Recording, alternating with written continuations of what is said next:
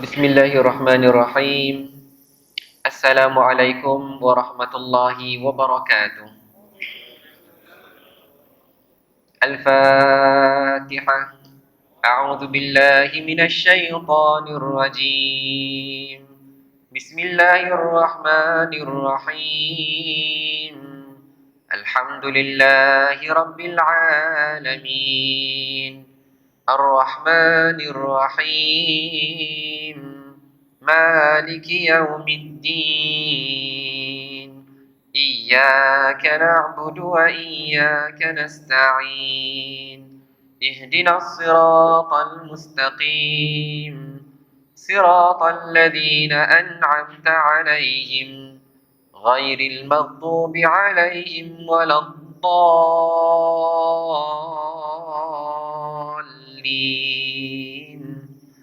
Amin. Bismillahirrahmanirrahim. Alhamdulillahi rabbil alamin.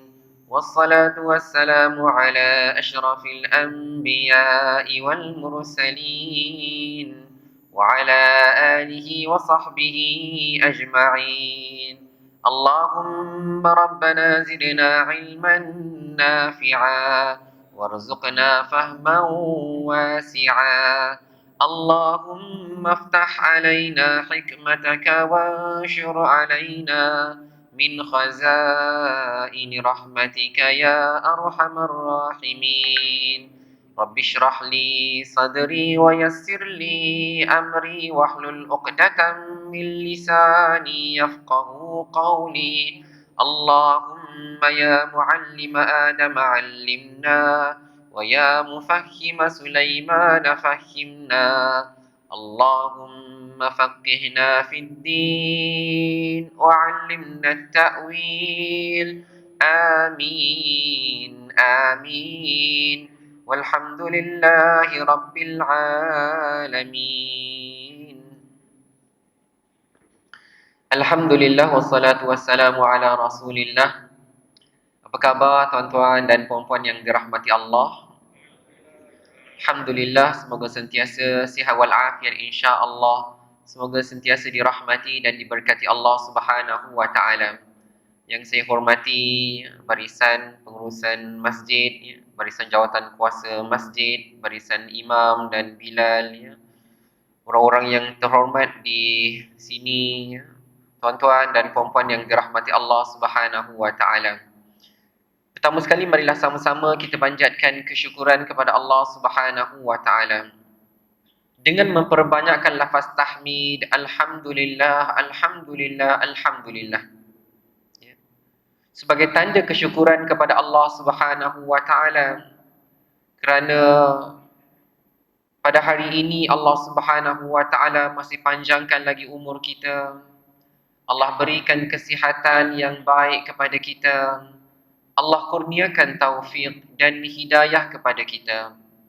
Bahkan Allah bukakan hati kita dan Allah lapangkan masa kita hingga sama-sama dapat kita datang ke rumah Allah Subhanahu wa taala pada pagi ini. Alhamdulillah, sama-sama dapat kita berniat iktikaf di rumah Allah pada pagi ini. Alhamdulillah, sama-sama dapat kita dirikan salat fardu subuh secara berjemaah. Alhamdulillah, dan syukur pada Allah Subhanahu wa taala kerana Allah berikan peluang kepada kita untuk sama-sama duduk di dalam majlis ilmu. Mudah-mudahan masa yang kita luangkan ini dirahmati dan diberkati oleh Allah Subhanahu wa taala.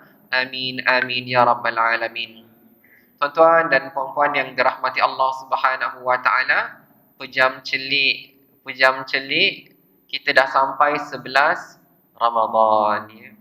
Kalau dibahagikan Ramadan itu kepada 3, 1/3 daripadanya sudah pun berlalu. Apa agaknya yang kita rasakan? Berapa banyakkah perubahan yang telah berlaku dalam kehidupan kita? Sebab para ulama menyebutkan bahawa bulan Ramadan itu adalah madrasah. Bulan yang memperbaiki diri kita, bulan yang membawa kita semakin dekat dengan Allah Subhanahu wa taala. bulan di mana kita boleh mendapat keampunan daripada Allah Subhanahu wa taala. Jadi sementara masih berbaki lagi 20 hari lagi insya-Allah. Ya. Marilah sama-sama kita bermuhasabah dan janganlah kita mensia-siakannya. Kerana peluang untuk berada di dalam bulan Ramadan ini adalah peluang yang sangat-sangat berharga. Sangat-sangat bernilai. Setiap amalan-amalan soleh yang kita lakukan, Allah gandakan pahalanya. Ya. Allah Subhanahu wa taala membukakan pintu keampunan seluas-luasnya. Sebagaimana kita dengar pada awal-awal Ramadan ataupun sebelum Ramadan. Apabila masuknya Ramadan, maka Allah Subhanahu wa taala mengikat, membelenggu, mengunci syaitan, dan Allah Subhanahu wa taala membukakan ke semua pintu-pintu syurga Allah Subhanahu wa taala. Kita tak boleh rasa macam biasalah tu. Ya, tak boleh. Kerana Allah Subhanahu wa taala menzahirkannya. Rasulullah sallallahu alaihi wasallam menyampaikannya, nak bagi tahu pada kita ini bulan yang sangat istimewa. Ini adalah bulan untuk kamu berusaha, bahkan berpenat lelah. Ya, berpenat lelah dalam melakukan ketaatan kepada Allah Subhanahu wa taala. Kita lihat bagaimana para ulama salaf, para sahabat Rasulullah sallallahu alaihi wasallam, para tabi'in, para tabi'in, mereka yang hidup pada generasi yang awal, yang hidup bersama Rasulullah sallallahu alaihi wasallam, yang melihat para sahabat beramal bagaimana. Sibuk sekali Ramadan dengan ibadah kepada Allah Subhanahu wa taala. Jadi, tuan-tuan dan puan yang dirahmati Allah Subhanahu wa taala, daripada mana kita nak bermula untuk muhasabah? Dekat mana? Macam mana? Baik. Tuan-tuan dan puan yang dirahmati Allah Subhanahu wa taala, bulan Ramadan itu ada banyak sekali namanya. Ya. Syahrul Siyam, Syahrul Qiyam, Syahrul Quran, Syahrul Sadaqah, Syahrul Karam, Syahrul Jud, Syahrul Ibadah. Banyak sekali namanya. Maka tuan-tuan dan puan yang dirahmati Allah Subhanahu wa taala, maka kita mulakanlah dengan perkara-perkara yang utama di dalam bulan Ramadan. Kalau kita nak bahagikan, mungkinlah kepada 4 yang utama. Yang pertama, tuan-tuan dan puan yang dirahmati Allah Subhanahu wa taala, tidak lain dan tak bukan, bagi orang kita bila sebut bulan Ramadan, bulan puasa. Bila nak sampai bulan puasa? Kita tahu Ramadan itu adalah bulan untuk kita berpuasa. Jadi sebenarnya tuan-tuan dan puan yang dirahmati Allah, kita kena tahu, ya, bahawa ibadah yang kita lakukan ni, tuan-tuan dan puan yang dirahmati Allah, itu terbahagi kepada 4, kata para ulama. Ya, ibadah yang kita lakukan hari demi hari itu terbahagi kepada 4. Yang pertama adalah ibadah badaniyah. Yang maksudnya badan tu kena buat, barulah ibadah itu sah, barulah ibadah itu diterima. Ibadah tu berkaitan dengan badan kita. Apa badan kita kena buat? Contohnya tuan-tuan dan puan yang dirahmati Allah, bila kita solat, dia ada qiyam, kena ada pergerakan, kena berdiri, ada rokok, ada i'tidal, ada sujud, ada pergerakan dengan badan.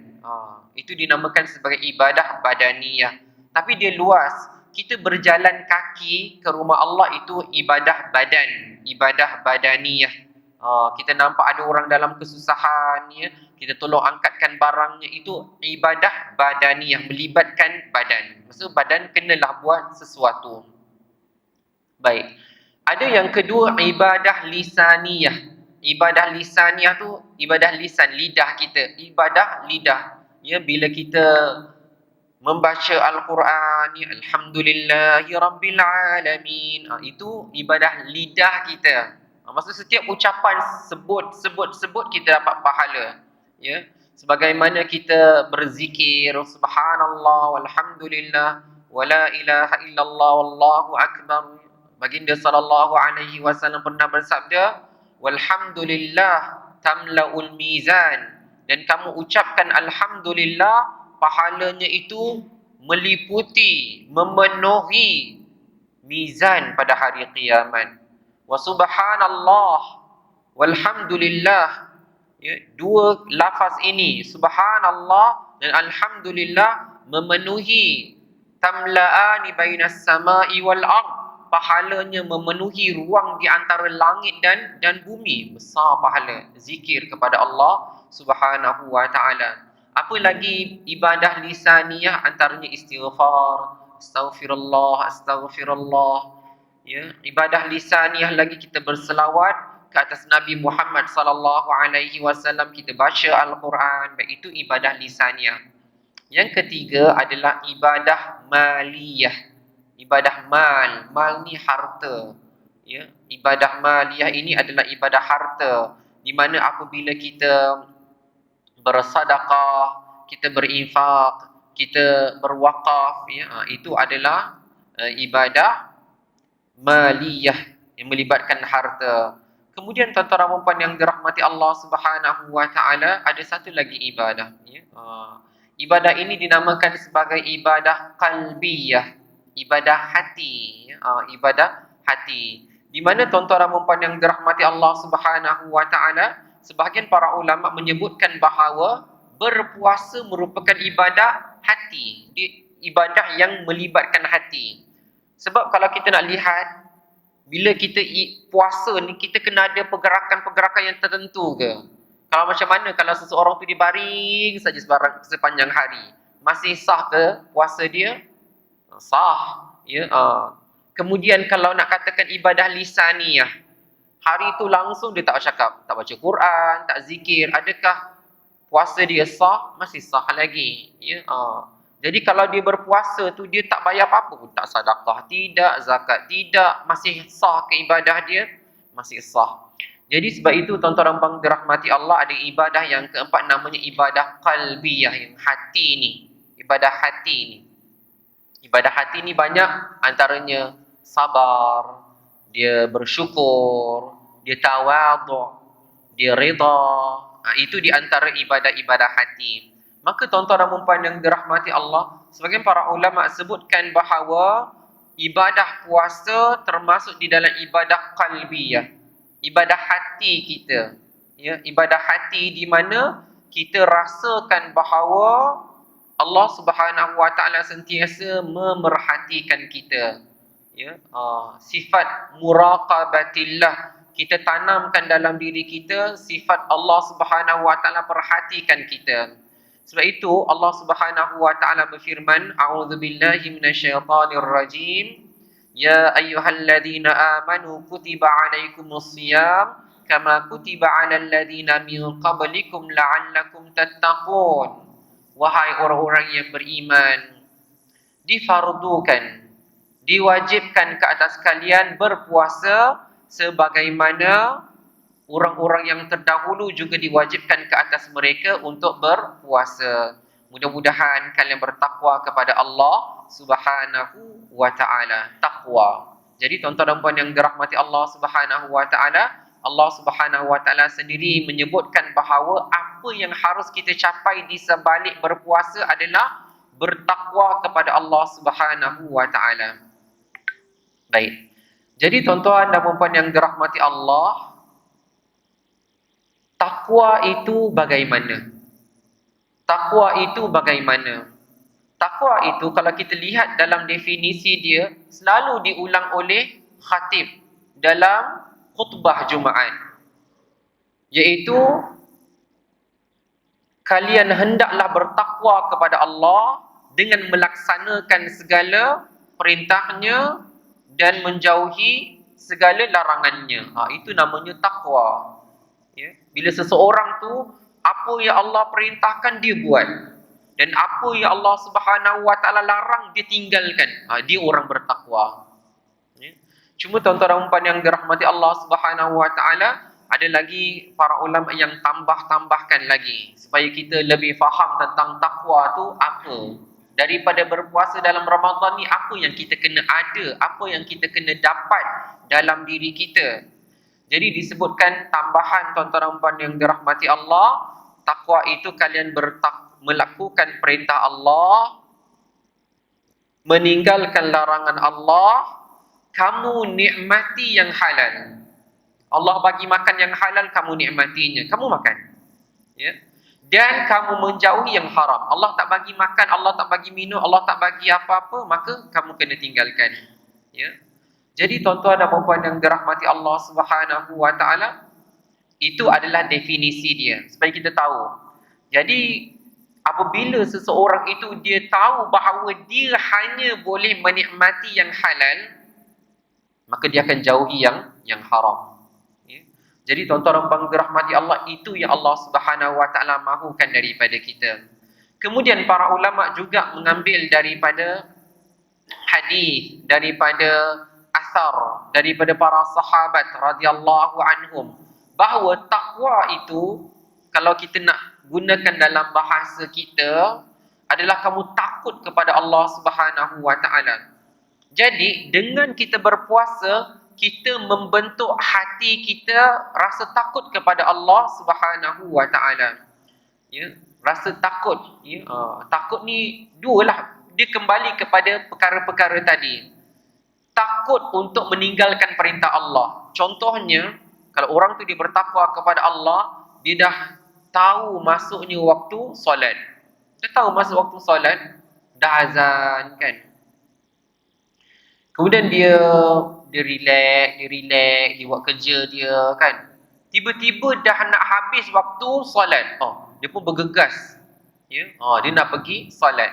Kenapa dia tak biarkan waktu tu berlalu je? Biarlah, dia nak habis dah waktu zuhur ni, biar je lah.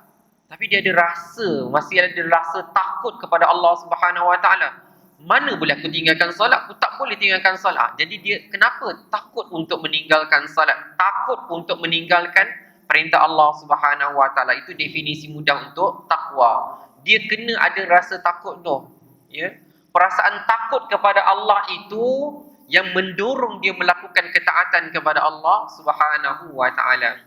Jadi tuan-tuan dan puan yang dirahmati Allah Subhanahu wa taala, kita kena tahu ya. Memanglah bila mana kita lakukan ibadah itu kerana kita cinta kepada Allah Subhanahu wa taala. Tapi dalam agama kita, di dalam agama kita kan, kita menjadi hamba Allah Subhanahu wa taala yang baik itu didasari dengan 3 perkara yang ada dalam hati kita. Ya. Maksudnya kalau kenapa kita buat sesuatu tu? Ya, kenapa kita buat sesuatu tu? Maka didasari oleh 3 perkara utama. Yang pertama sekali tuan-tuan dan puan yang dirahmati Allah Subhanahu wa taala, disebutkan al-hubb. Kerana sayang pada Allah Subhanahu wa taala. Kerana cinta kepada Allah kita melakukannya.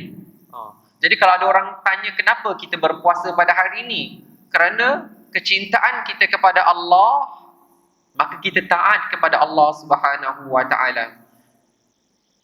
Itu disebutkan di dalam surah Ali Imran juzuk yang ketiga. Allah Subhanahu wa taala berfirman, a'udzubillahi minasyaitonir rajim, qul in kuntum tuhibbunallah, katakanlah wahai Muhammad, sekiranya kalian cintakan Allah, cintakan Allah, fattabi'uni, maka ikut aku. Maka kata baginda sallallahu alaihi wasallam, ikutlah aku. Maksud kita kena buat sesuatu. Rasulullah puasa, kita puasa. Rasulullah solat, kita pun solat. Rasulullah baca Al-Quran, kita baca Al-Quran. Maksudnya apa? Didasari dengan hubb, kecintaan kepada Allah. Kenapa kita lakukan ibadah? Kerana cinta kepada Allah Subhanahu wa taala. Baik, itu yang pertama. Yang kedua tuan-tuan dan puan yang dirahmati Allah Subhanahu wa taala, disebutkan selain daripada ada hubb, ada kecintaan kepada Allah Subhanahu wa taala, namanya adalah ar-raja. Ar-raja. Ya. Raja ni apa? Raja ni harapan. Ya. Berharap. Ya, berharap kepada pahala. Ya. Kita boleh, kalau seseorang tu dia nak kata tak apa, saya buat ni kerana Allah Subhanahu Wa Taala, pahala ataupun tidak itu terserah pada Allah.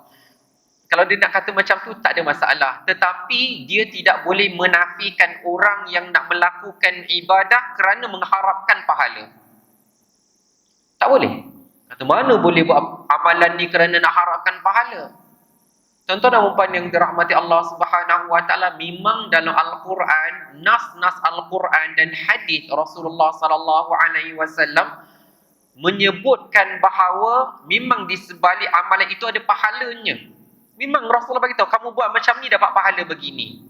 Ya, Allah Subhanahu Wa Taala berfirman di dalam Al-Quran, wa basyiril ladzina amanu wa amilus solihat anna lahum jannatin tajri min tahtihal anhar. Dan beritahu kepada orang-orang yang beriman dan orang-orang yang beramal saleh, ada berita baik untuk mereka. Ada khabar baik, ada khabar gembira untuk mereka. Sesungguhnya ada syurga untuk mereka. Yang mengalir di bawah syurga itu sungai-sungai. Jadi tuan-tuan dan dirahmati Allah, memang dah ajar. Allah dah memang bagi tahu kepada kita, kamu buat amalan saleh, kamu akan dapat pahala di sisi Allah Subhanahu Wa Taala. Ya. Baginda sallallahu alaihi wasallam bersabda, man qara'a harfan min kitabillah falahu bi hasanah wal hasanatu bi asyri amsalha. Barang siapa yang baca Al-Quran, barang siapa yang membaca satu huruf daripada Al-Quran, satu huruf tu dia dapat satu pahala. Dan setiap pahala itu digandakan 10 kali ganda.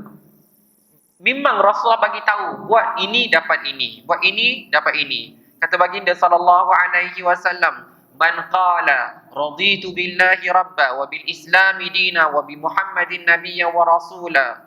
Siapa yang ucapkan raditu billahi rabba, aku rida Allah Tuhanku, wa bil islami dina, dan Islam itu agamaku, wa bi muhammadin nabiyyan wa rasula, dan Nabi Muhammad itu adalah nabi dan utusan Allah Subhanahu Wa Taala, wajabat lahul jannah, wajib bagi dia masuk ke dalam syurga Allah Subhanahu Wa Taala.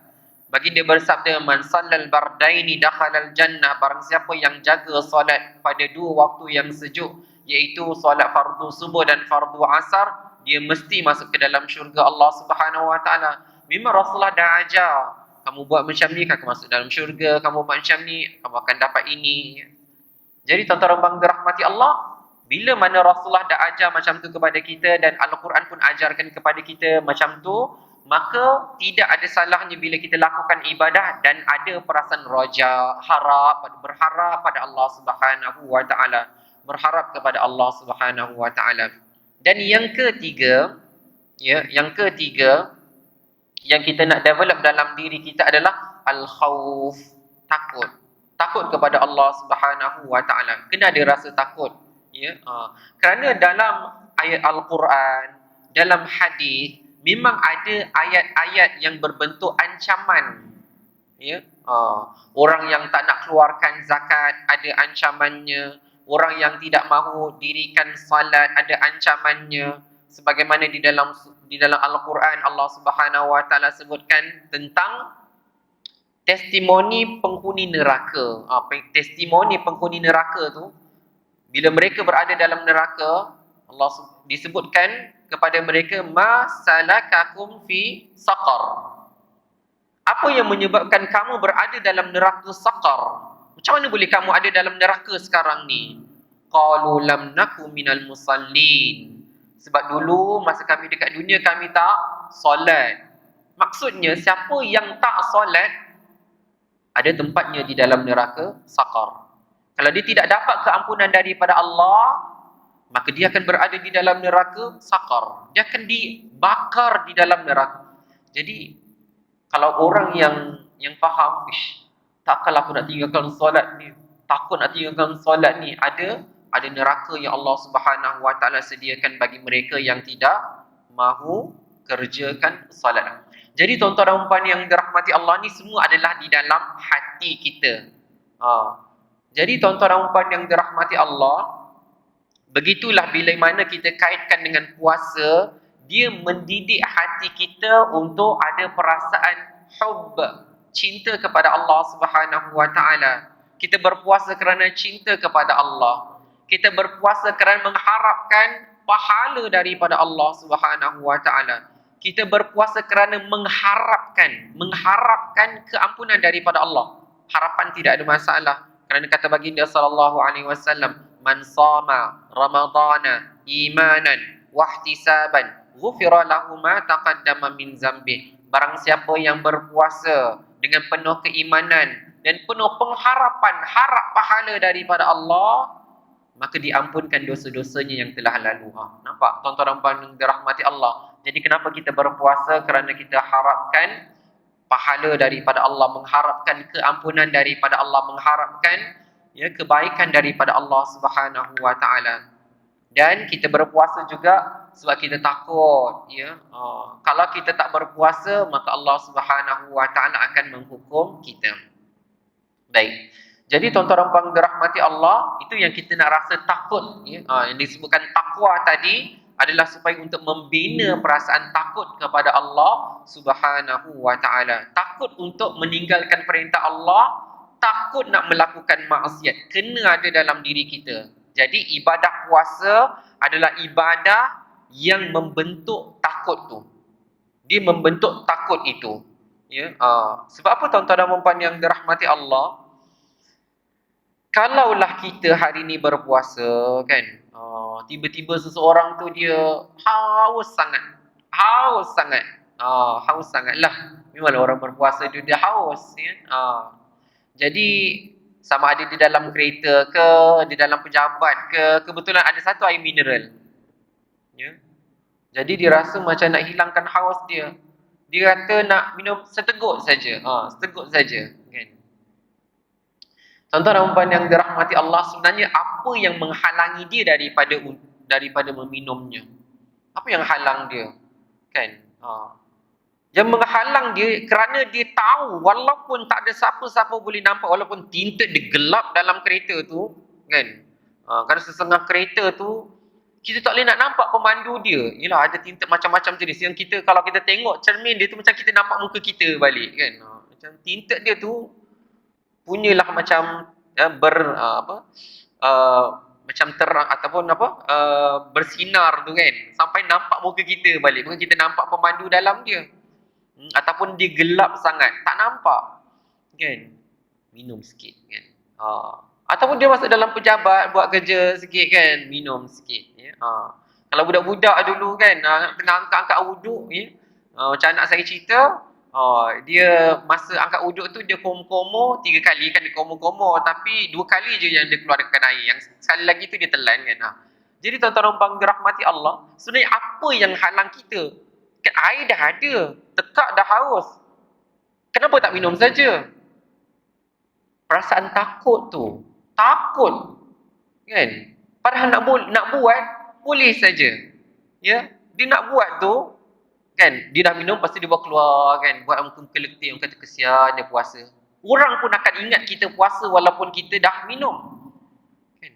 Sebab itu Rasulullah sallallahu alaihi wasallam bersabda, Allah berfirman, puasa itu untukku. Dia berpuasa untukku, bukan untuk orang lain. Bukan untuk siapa-siapa. Dia berpuasa untukku, untuk Allah Subhanahu wa taala. Kita tahu walaupun kita boleh minum, tapi kita takkan sanggup minum. Bahkan bukan tak sanggup, kita takut untuk minum. Takut.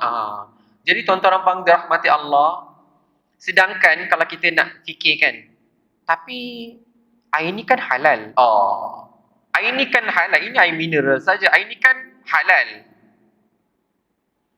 Tapi kita kata walaupun dia halal, tapi di siang Ramadan Allah mengharamkannya. Allah mengharamkan kita minum. Tak jadi minum, takut kepada Allah Subhanahu wa taala. Itulah matlamat daripada ibadah puasa. Dalam erti kata yang lain, tuan-tuan dan puan yang dirahmati Allah, disebutkan bahawa takwa itu tu berhati-hati. Takut, kan. Maksudnya berhati-hati tu kamu takut nak lakukan benda ni, kan. Takut. Sebab apa? Sebab Allah Subhanahu wa taala tidak menyukainya. Allah melarangnya.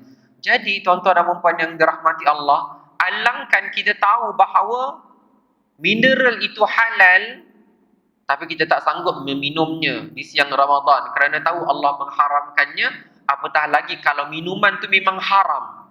Lagilah takkan minum, tuan-tuan dan puan dirahmati Allah. Apatah lagi kalau makanan itu haram, lagilah kita takkan mendekatinya. Maka sebab itu tuan-tuan dan puan yang dirahmati Allah, disebutkan bahawa ibadah puasa sangat-sangat berkait rapat dengan ibadah hati kita, ibadah qalbiyah, ya, yang hanya menghalang kita jangan buat. Kamu kena buat, kamu kena pergi masjid, kamu kena salat, kamu kena buka Al-Quran, kamu kena sedekah. Itu hati yang mendorong.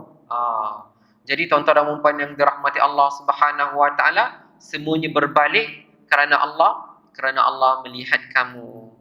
Kerana Allah Subhanahu wa taala memandang kamu. Maka buat yang baik-baik, buat yang disukai oleh Allah Subhanahu wa taala dan tinggalkan apa yang dibenci oleh Allah Subhanahu wa taala. Baik. Sebab itu kita berpuasa. Jadi kita tengok tuan-tuan dan puan yang dirahmati Allah Subhanahu wa taala, dalam 10 hari ini berjayakah ibadah puasa kita membentuk perasaan takut kepada Allah Subhanahu wa taala? Ya.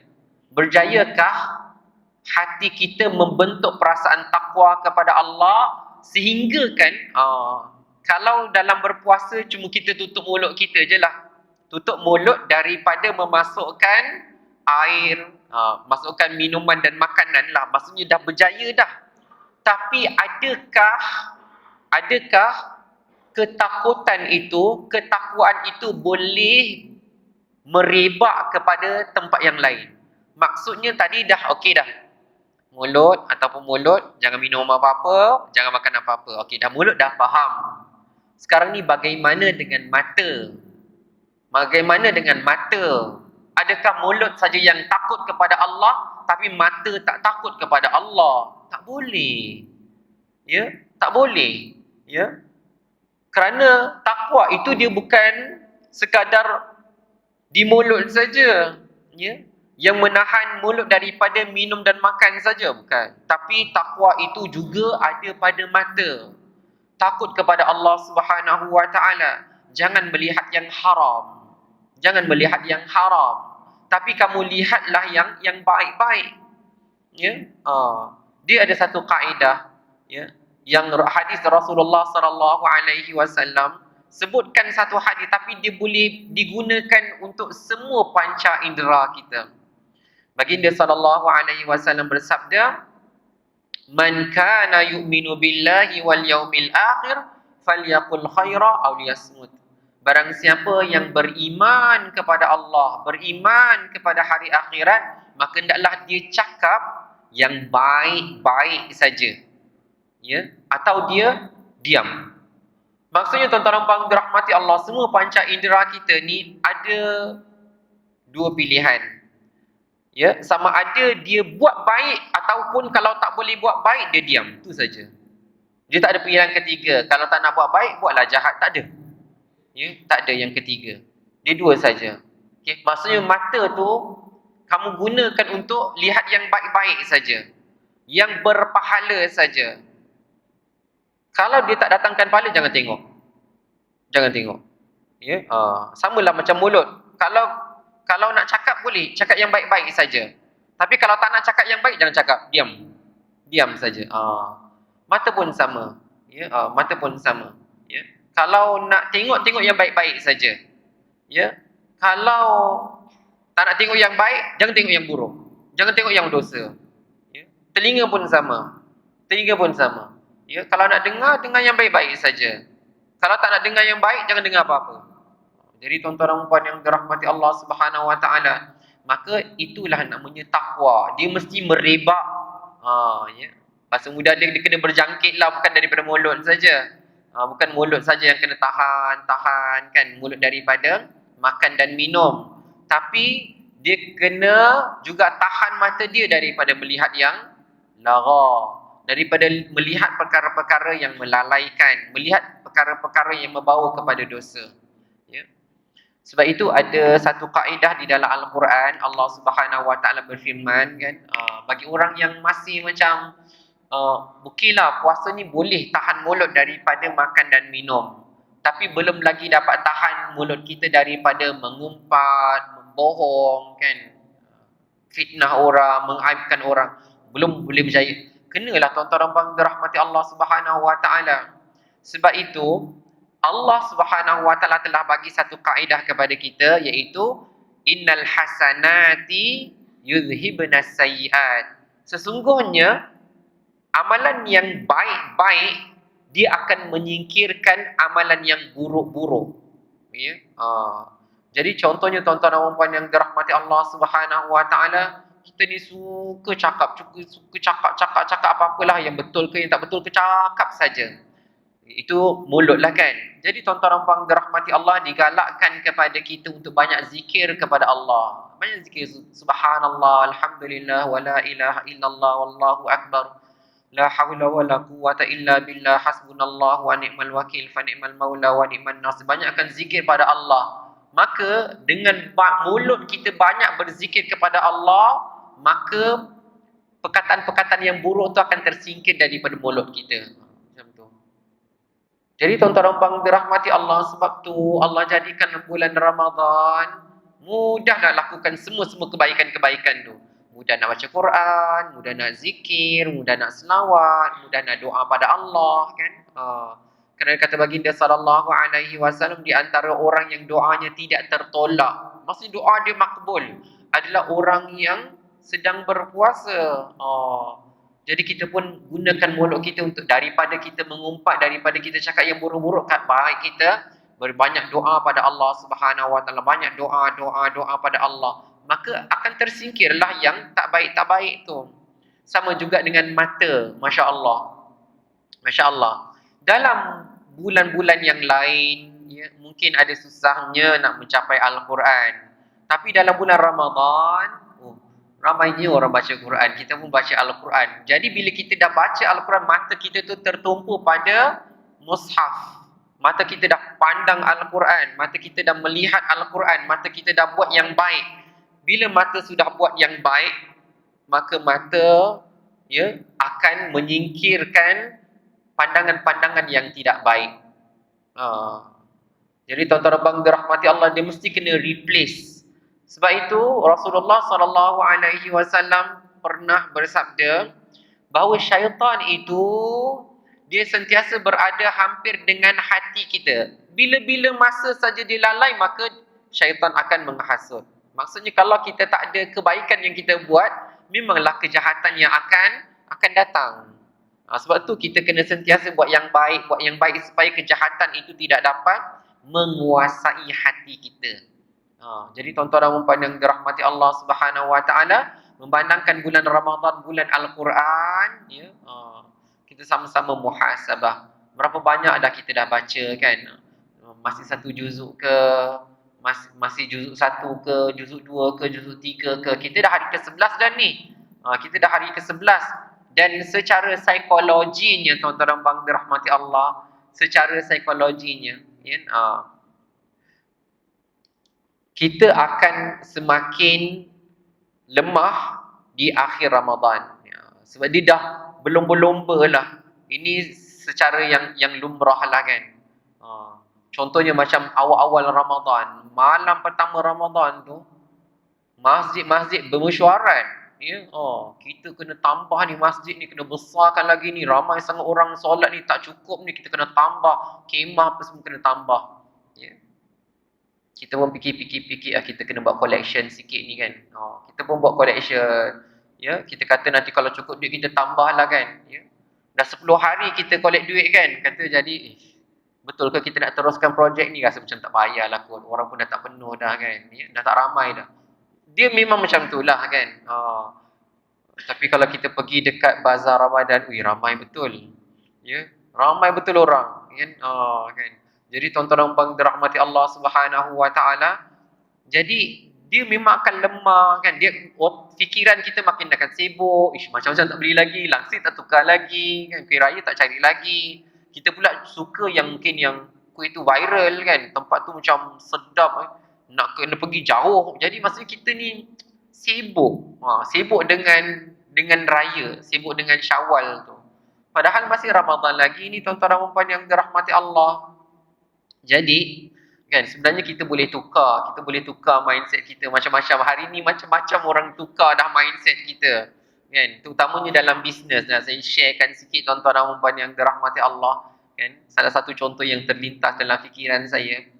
Dulu orang kata macam ni kan, dulu orang makan kuih raya tu, macam contohnya apa? Kuih tat kan. Kuih tat tu kan. Orang kata kita akan jumpa kuih tat tu dalam raya je lah kita makan kan. Tapi datang yang founder-founder yang bisnes-bisnes, dia kata siapa kata kuih tat tu untuk raya saja. Dia kata kuih tat ni boleh makan sepanjang tahun. Oh, pas memang betul-betul orang beli, orang makan tak kisah bulan dah. Maksudnya dia boleh tukar tuan-tuan dan puan dirahmati Allah mindset kita ni. Kalau kita nak berniaga kuih tat tu, tak Ramadan pun tak apa. Bulan Muharram pun boleh kita nak berniaga. Macam itulah mindset, dia boleh tukar.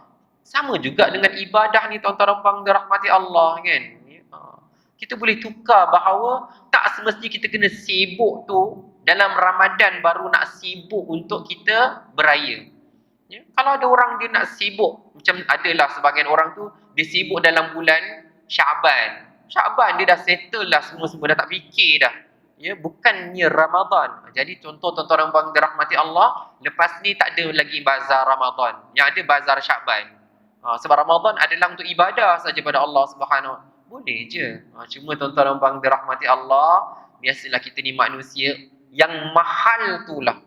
Yang mahal dalam Ramadan itulah yang kita digoda lah kan dengan hawa nafsu kita kan. Waktu ni lah nak shoppingnya. Waktu ni lah yang kita kena beli. Jadi tuan-tuan dan puan yang dirahmati Allah Subhanahu Wa Taala, tak salah lah sebenarnya untuk nak membeli tu, tak ada masalah pun. Tapi janganlah sampai kita tinggalkan ibadah yang memang special ada dalam Ramadan saja. Contohnya tuan-tuan dan puan dirahmati Allah, tarawih Ramadan saja ada.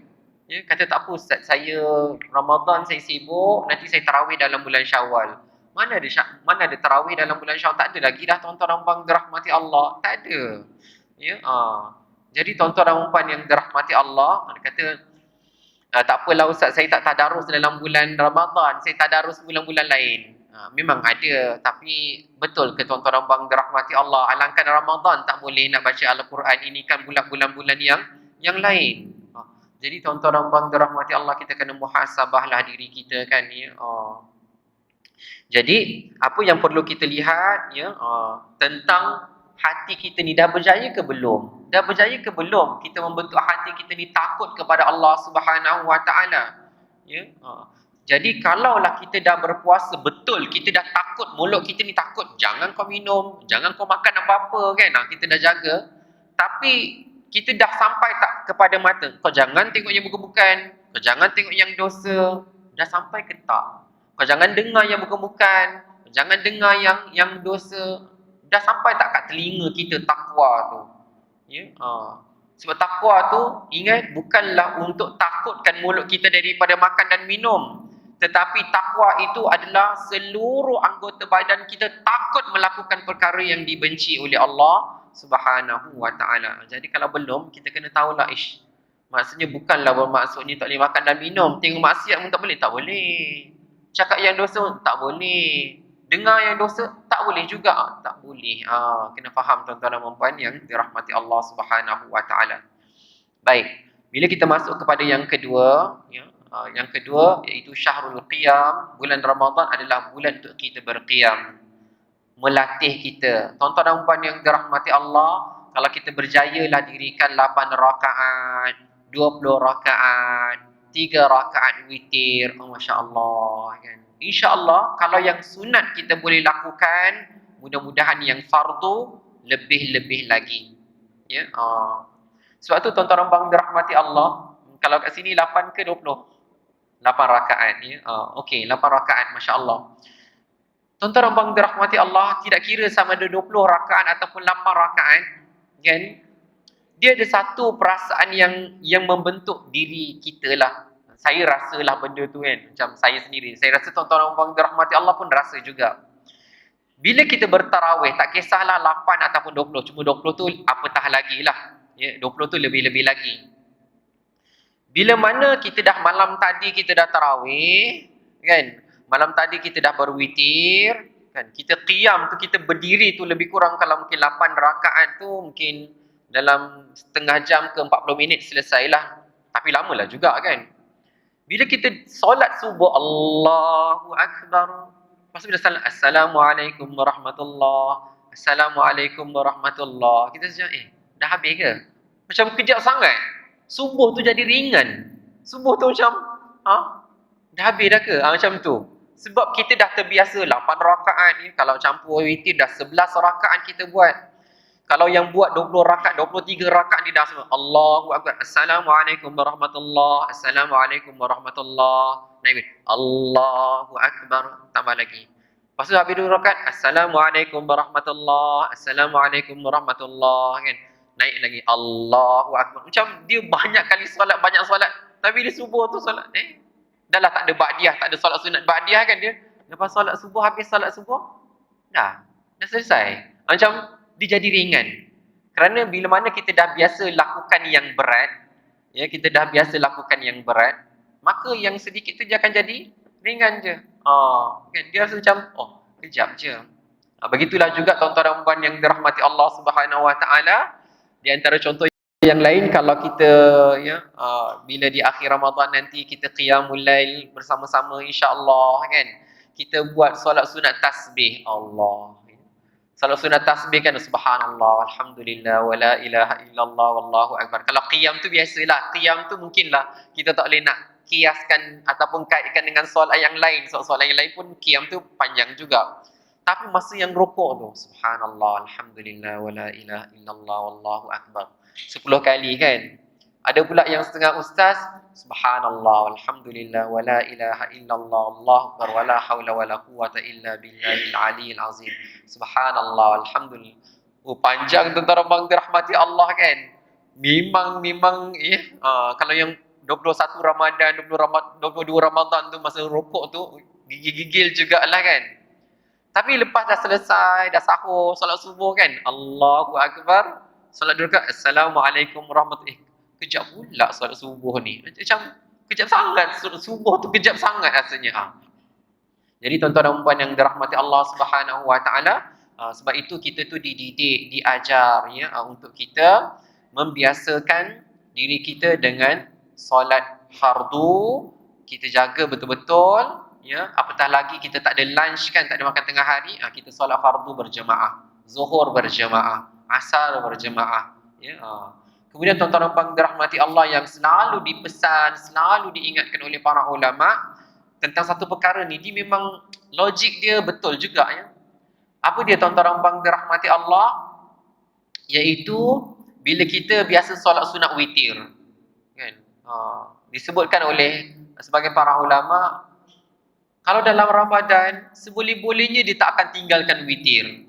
Tapi bila dah habis Ramadan, terus tinggalkan witir. Sedangkan para ulama kata jangan tinggalkan witir. Jangan tinggalkan witir. Sebab para ulama menyebutkan bahawa dalam banyak-banyak solat sunat ni dia ada ranking dia lah, mana yang paling tinggi kan. Disebutkan oleh sebagian para ulama, solat sunat yang ranking nombor 1, ranking yang teratas sekali itu adalah solat sunat qabliyah subuh. Solat sunat qabliyah subuh. Dan ranking yang nombor 2 tu adalah solat sunat witir. Jadi tuan-tuan dan puan dirahmati Allah Subhanahu Wa Taala, maksudnya malam tadi kita solat sunat witir tu, hebat. Solat sunat yang ranking dia tinggi. Kelebihan dia besar.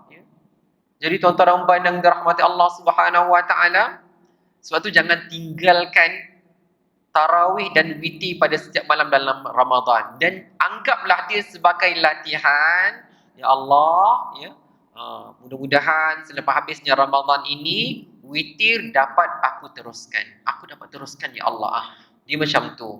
Dalam beribadah kepada Allah Subhanahu Wa Taala, dia mesti bermula dengan niat. Niat dia mesti kena dia nak dulu. Dia nak.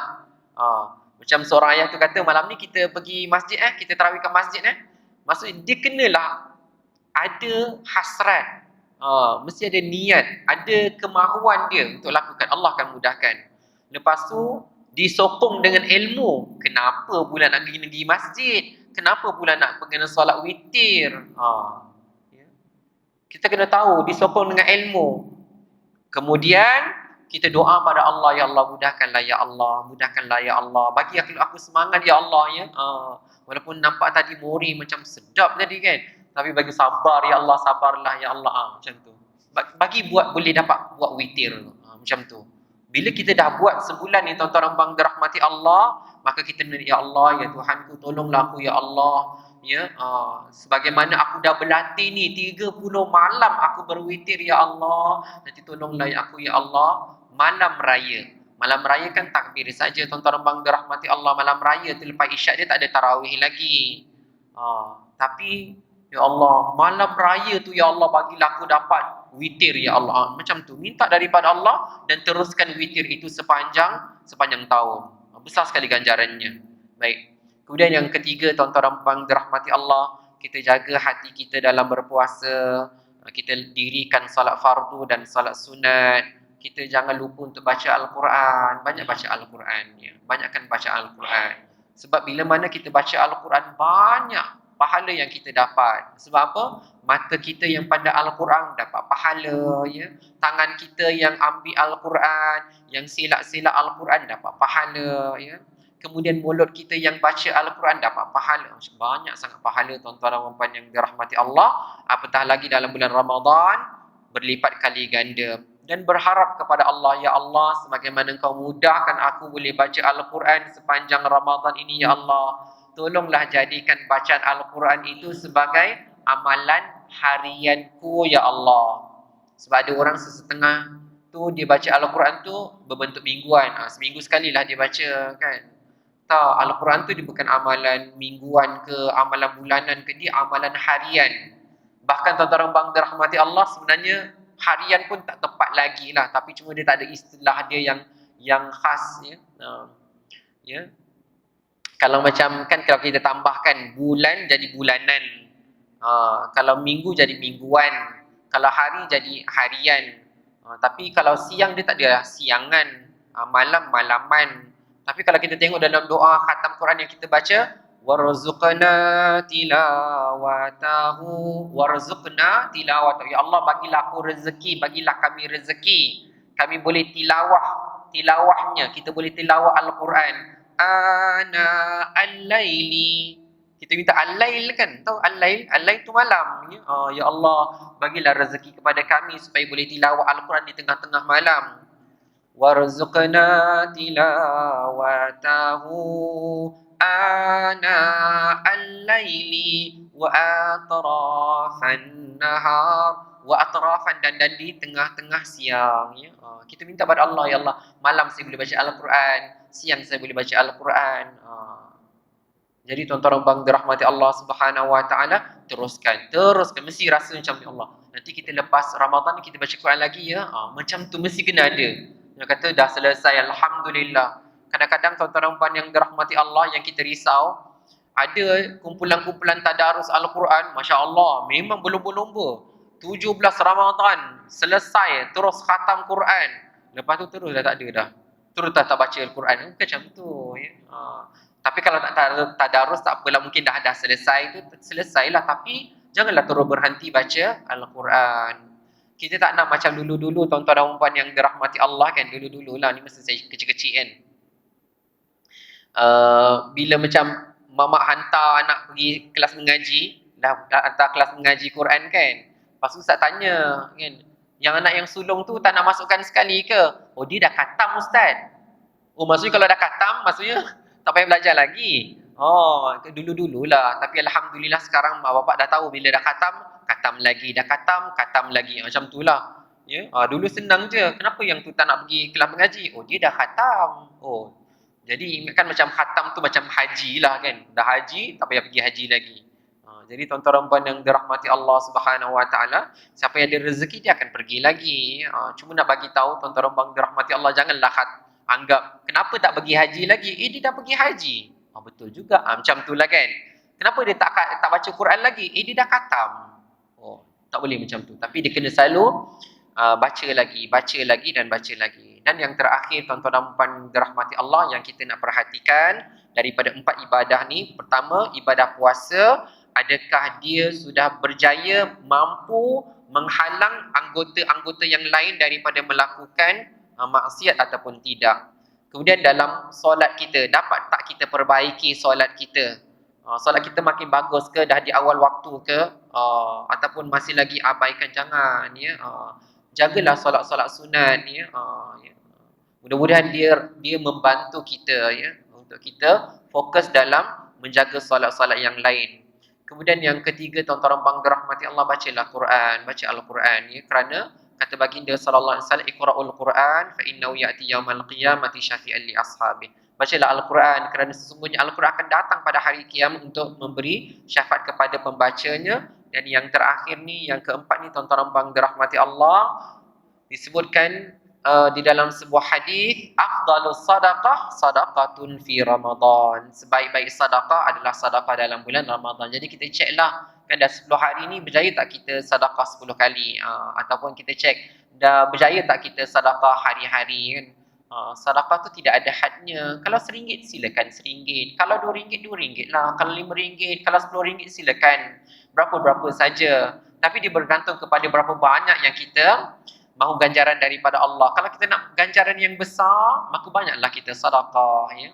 Jadi tuan-tuan dan puan yang dirahmati Allah, bila kita dah tahu bahawa afdalnya kita bersedekah dalam bulan Ramadan, kita haraplah pada Allah, ya Allah, ya, mudah-mudahan saya sedekah ni bukan dalam Ramadan saja. Mudah-mudahan nanti Syawal, kan. Syawal banyak lagi kita sedekah sebab bagi duit raya, kan. Jadi tuan-tuan bang dirahmati Allah, mudah-mudahan nanti dapat berterusan bulan Syawal, Zulqa'dah, Zulhijjah, Muharram, Safar, Rabiul Awal, Rabiul Akhir, Jamadil Awal, Jamadil Akhir, Rajab, Sya'ban, Ramadan. Berterusan sepanjang tahun, insya-Allah. Ya, kerana baginda sallallahu alaihi wasallam bersabda, pada tiap-tiap pagi Allah Subhanahu wa taala menghantar 2 malaikat. Salah satu daripada malaikat itu akan berdoa kepada Allah, ya Allah, bagilah pulangan kepada orang yang berinfak, ya. Sebab itu tidak akan berkurangan harta disebabkan sedekah, ya. Sedekah tak akan mengurangi harta kita. Dan Allah Subhanahu wa taala mengingatkan, wa ma anfaqtum min syai'in fahuwa yukhlifu wa huwa khairur raziqin. Dan apa-apa saja yang kamu infakkan, Allah pasti akan kembalikan, dan dialah Allah sebaik-baik pemberi rezeki. Maka tuan-tuan dan puan yang dirahmati Allah Subhanahu wa taala, kesimpulannya, kita cuba perhatikan 4 amalan ni. Puasa, solat, Quran dan sedekah. Ya. Kalau kita belum fokus lagi betul-betul 4 perkara ni, kan, maka mulalah sekarang, jangan lambat. Ada lagi 20 hari lagi, insya-Allah. Ada lagi 20 hari. Kalau kita dah berjaya melakukannya, selalu harap pada Allah kita dapat teruskan hingga ke akhir Ramadan dan berterusan sepanjang tahun, insya-Allah. Maka yang baik itu datang daripada Allah Subhanahu wa taala, yang salah, yang silap daripada kelemahan diri saya sendiri, saya mohon ampun daripada Allah dan mohon kemaafan daripada semua. Wa barakallahu fikum wa jazakumullahu khairan katsira. Mudah-mudahan Allah Subhanahu wa taala berkati kita semua. Kita akhiri kuliah kita dengan tasbih kafarah. Subhanakallahumma wa bihamdika asyhadu an la ilaha illa anta astaghfiruka wa atubu ilaik. Bismillahirrahmanirrahim. Alhamdulillahi rabbil alamin, wassalatu wassalamu ala asyrafil anbiya'i wal mursalin wa ala alihi wa sahbihi ajma'in. Allahumma inna nas'aluka ilman nafi'a ورزقا طيبا وعملا متقبلا. ربنا آتنا من لدنك رحمة وهيئ لنا من أمرنا رشدا. ربنا آتنا في الدنيا حسنة وفي الآخرة حسنة وقنا عذاب النار. وصلى الله على سيدنا محمد وعلى آله وصحبه وسلم والحمد لله رب العالمين. Wa barakallahu fikum. Wassalamualaikum warahmatullahi wabarakatuh.